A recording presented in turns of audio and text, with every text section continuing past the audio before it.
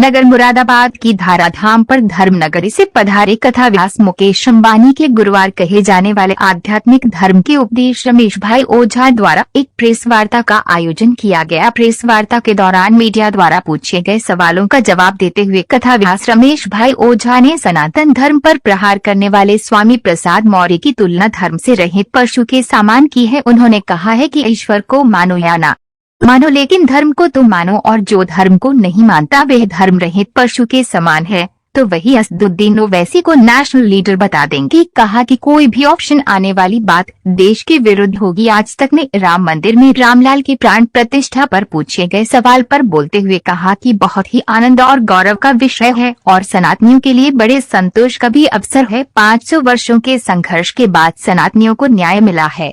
अयोध्या में भव्य राम मंदिर में रामलाल की प्राण प्रतिष्ठा हुई है। भगवान राम हमारे सभी के जीवन में भी प्रतिष्ठित हो। उन्होंने कहा न्यायिक प्रक्रिया चलती रहेगी। एक वर्ष के फेवर में कुछ आता है फैसला तो दूसरे पक्ष उसका विरोध स्वाभाविक रूप से करता ही है, लेकिन न्यायिक प्रक्रिया को तो मानना ही पड़ेगा। न्याय प्रेम का तो आदर करना ही पड़ेगा। इस देश में रहते हैं, इस देश के संविधान और न्याय प्रतिक्रिया का आदर करो। इस देश के संविधान का आदर करो। न्यायालय तो तथ्यों के ऊपर आदर रखते हुए अपना फैसला सुनाते हैं। उन्होंने असदुद्दीन ओवैसी को नेशनल लीडर बताते हुए कहा कि कोई भी उखाड़ने वाली बात देश के विरोध में होगी। सद्भावना का वातावरण बना रहे और न्याय प्रक्रिया है उसका आदर करते हुए यात्रा करो, उसमें आगे बढ़ो और न्यायिक प्रक्रिया के निर्णय को स्वीकार करो। इस तरह से बोलने वाले नेशनल लीडरों को शोभा नहीं देता है। कथा व्यास रमेश भाई ओझा ने बोलते हुए कहा कि इस तरह के बयान निंदा के योग्य हैं। कहीं न कहीं ये सिर्फ उकसाने का काम किया जा रहा है। शब्दों के जल के साथ युवाओं को उकसाने का प्रयास कर रहे हो, लेकिन देश का युवा समझदार है। नेशनल फर्स्ट, संविधान और देश से प्रेम ही होना चाहिए। उन्होंने कहा ईश्वर को मानो या न मानो तुम्हारी स्वतंत्रता है, लेकिन धर्म को तो मानो। हमारे कई धर्म इतने हैं ऐसे हैं योगेश्वर को स्वीकार नहीं करते।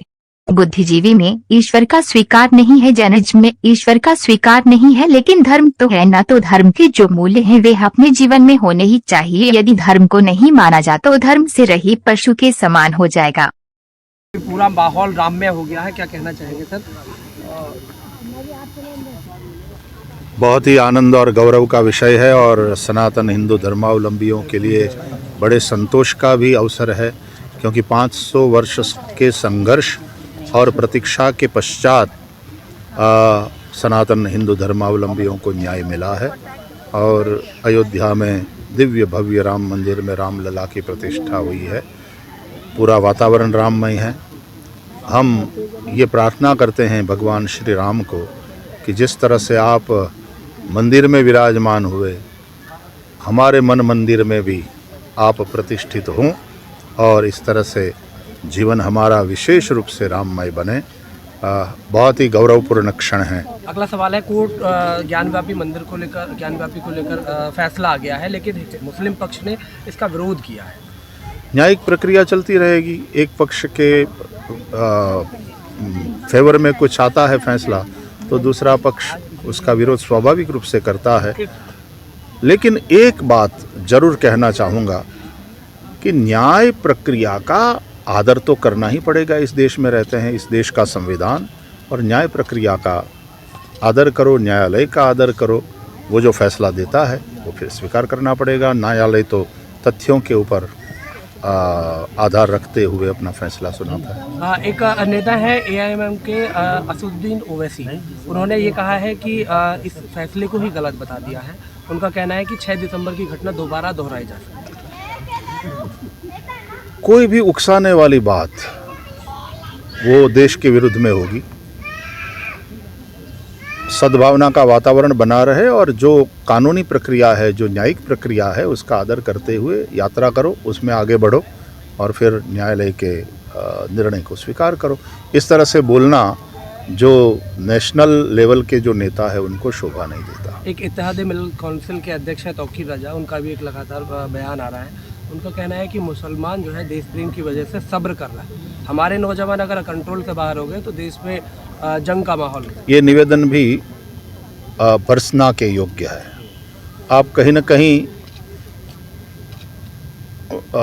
शब्दों के जाल के साथ लोगों को उकसाने की चेष्टा कर रहे हो, लेकिन देश का युवा वो समझदार है। देश नेशन फर्स्ट संविधान और न्यायालयीन प्रक्रिया का आदर करो। एक अंतिम सवाल, स्वामी प्रसाद मौर्य है, हिंदू नेता है, समाजवादी पार्टी के नेता है, लगातार वो सनातन धर्म पर चोट कर रहे हैं। वो हिंदुओं के विपक्ष में जाकर बयान करते, कभी वो राम को नहीं मानते, कभी वो कहते हैं कि पूजा को नहीं मानते। क्या ईश्वर को मानो या न मानो तुम्हारी स्वतंत्रता है, लेकिन धर्म को तो मानो।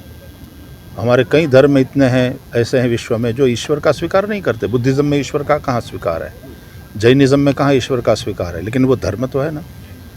तो धर्म के वो जो मूल्य है वो अपने जीवन में होना ही चाहिए। धर्म को तो मानो।